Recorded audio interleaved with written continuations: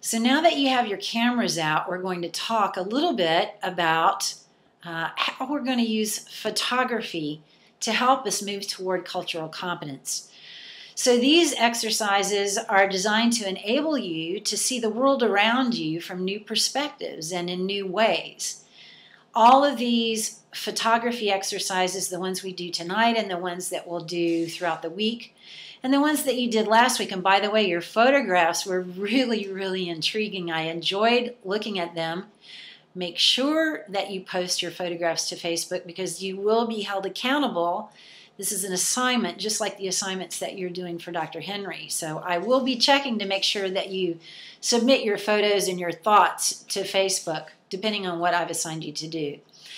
So all of these exercises require us to slow down, to use our neglected imaginations, to develop our intuition, to allow for surprises, to heighten our aesthetic sensibilities. And in order to get to know who we are, we have to be able to reflect, to take time, to appreciate the world around us in new ways, to see things differently. So these exercises give us opportunities to recognize how we tend to limit ourselves in our perceptions.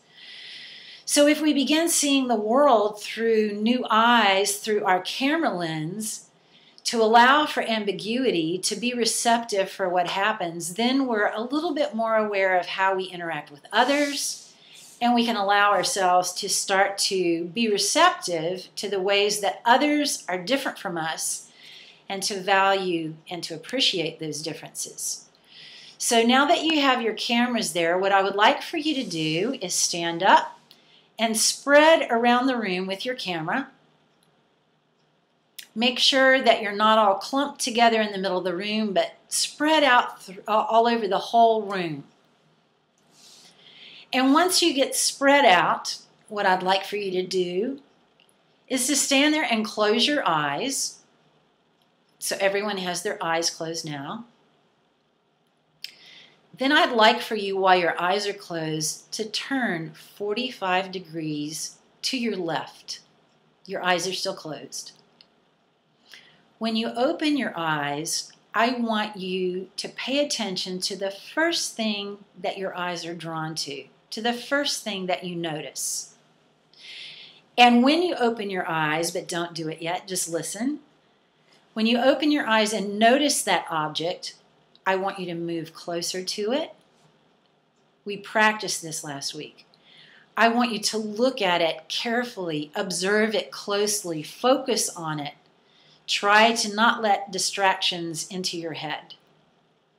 And after you've looked at it for probably about a minute and a half, then I want you to try to figure out what it is that caught your eye. And if you were going to recreate that in a photograph, what would be in the image and what would be out? So this should take 3 or 4 or 5 minutes to complete. I just want you to listen right now. But when I say go, that's when you're going to start looking at the object. Notice what it is that drew you to it. Move closer to it, look at it from multiple angles, upside down, frontwards, backwards. And after you've done that for quite some time, then I want you to take one photo, only one photo. And you have to picture it in your head first. So no do-overs, just one photo. So I'd like for you to go now. And Dr. Henry can pause the video.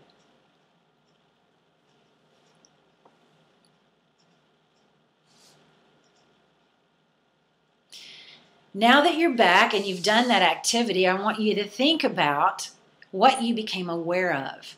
What did you see in that object that you normally would not have seen?